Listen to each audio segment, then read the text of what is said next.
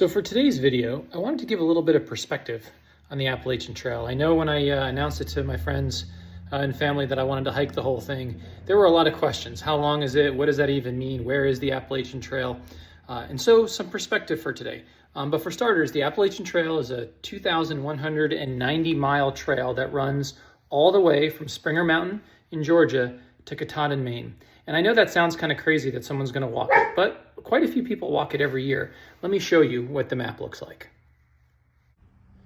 Standing back to give a little perspective, you can see exactly how large the Appalachian Trail actually is.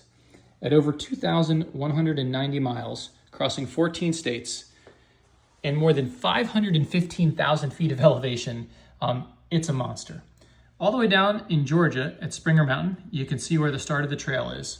And you can actually see the distance that I've already hiked over the course of a series of 2 practice hikes. And so I'll actually be starting on February 11th, just a few miles south of the North Carolina border.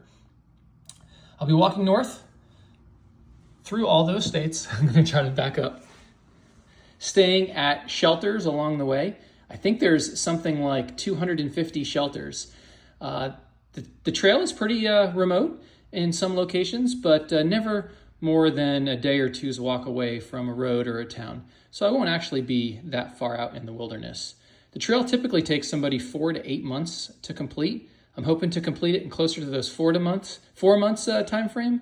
And lastly, just a little history. I thought it was neat when I learned that the trail was first proposed by a gentleman by the name of Benton McKay back in the early 1920s, but the trail didn't actually come to be until 1937. This trail has been in the United States for nearly 100 years. It's an exciting time to do the trail this year. I can't wait to start. Our start date, February 11th.